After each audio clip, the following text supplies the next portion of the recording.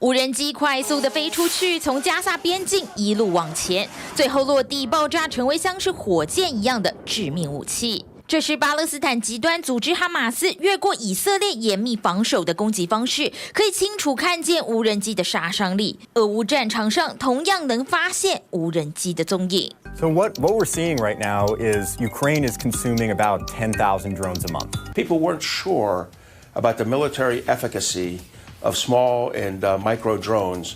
We're seeing it in spades on a daily basis in the Ukraine-Russia conflict. 面对这样庞大的无人机威胁，美国业者甚至研发出反制无人机的无人机。I think it's just really important to understand that these drone threats have become a key part of any modern conflict.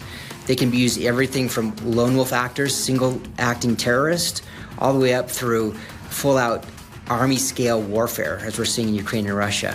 And for both sides of that conflict, they are indispensable tools for intelligence, surveillance, reconnaissance, targeting.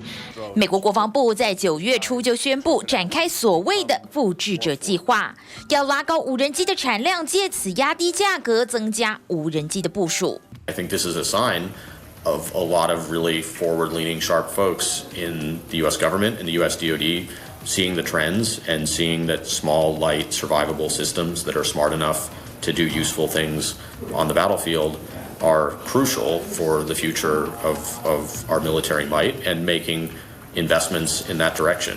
预计美国军方将在2025年之前拥有上千架的无人机。专家强调，在紧绷的台海情势当中，也能发挥作用。I like the principle of Replicator, the idea that we're going to look for rapid procurement authorities and a quick experimentation timeline in order to field unique weapon systems that can get us the attritable, low-cost drones and potentially strike weapons that I think we need for a conflict across the Taiwan Strait.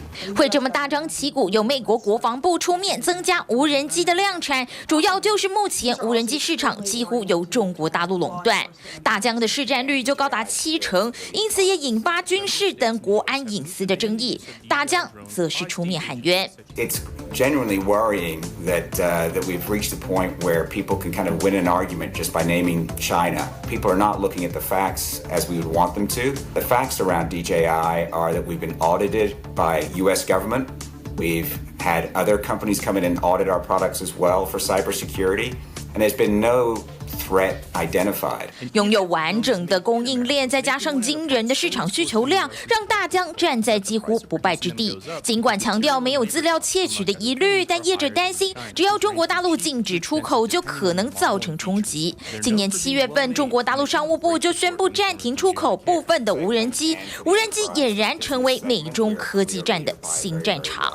One day, if China says, "Okay, maybe America's catching up or getting a lead in this endeavor," and they can just cut off our components and set us back for years. So we need to think about that and to not drive an over-reliance on Chinese components as we move ahead. 但美国就跟晶片制造一样，面对同样的困境，从人工到材料都贵，要在美国本土大量制造无人机，就连业者都坦诚，真的不容易。Do not have the drone factories right now to produce these systems in those quantities. They just don't exist. And we also don't have all of the requisite supply chain components that we would need in order to scale up to that production. So even if you did have a really advanced drone factory, guess what? We don't have brushless motor manufacturers. We don't have sufficiently good camera gimbal manufacturers. We don't have companies building flight computers or radios at a competitive price point. 但目前美国联邦政府还有多个州的公家机关都因为安全理由禁止使用中国大陆的无人机，将扩大市场需求。美国无人机业者表示，将导入 AI 模式协助自动飞行，要靠高科技跟中国大陆的业者一较高下。TVBS 新闻综合报道。